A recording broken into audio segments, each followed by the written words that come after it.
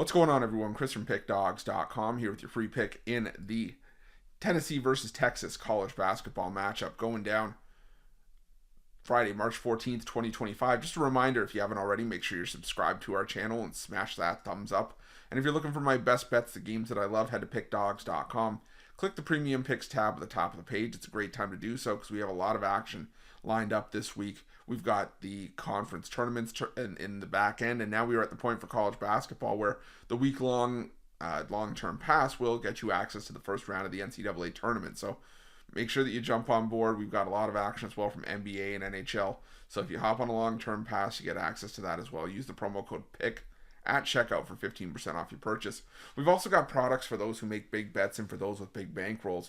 Those looking for more of a VIP experience where you're going to get things like late alert plays closer to game time, where we're going to track line movement for you, try to get you the best possible number compared to the closing line. So if that sounds like something that you're interested in, text the number on the screen for more information, even if it's just to find out if it's right for you. But let's get to this one between Tennessee and Texas coming into this one after upsetting Texas A&M 94-89 in double overtime on Thursday, while Tennessee comes into the conference tournament as the 4 seed, 12-6 in conference play, 25-6 overall this season. And, you know, this is going to be a tough one for Texas for sure. I mean, a double overtime game, not easy to begin with, and now you have to go on no days rest to basically try to do it all again against a Tennessee team that can really get after it on the defensive end of the floor. Tennessee leads the country in adjusted defensive efficiency, second in 3-point defense, top 20 in 2-point defense. They make teams extremely uncomfortable in that regard, and they're leading the conference in conference play in defensive efficiency, effective field goal percentage, 3-point defense. So again, it's going to be very, very tough for Texas in this matchup, but I do still think that there is a path here for Texas because Texas has been starting to show some life offensively in a lot of these tournament games. And this is still a Tennessee team that down the stretch wasn't all that convincing in terms of beating teams by margin. When you looked at Tennessee's results, they're 25-6 and they closed out the season by winning 4 of their last 5 games and took care of business in a lot of those. However, they went just 2-7 against the spread in that last 9 game stretch, and all those games that they didn't cover were in the favorite role. They were laying 9 against Missouri, won by 4. They were laying 3.5 against Kentucky on the road, lost outright. Laying 12.5 against Vandy, won by 5. Laying 10.5 against LSU on the road, won by 6. Laying 4 against Alabama, won by 3. Laying 15 against league worst South Carolina, won by 10. So they've just had this tendency to, and I won't say play with their food, but sort of just haven't been as keen on just blowing teams out.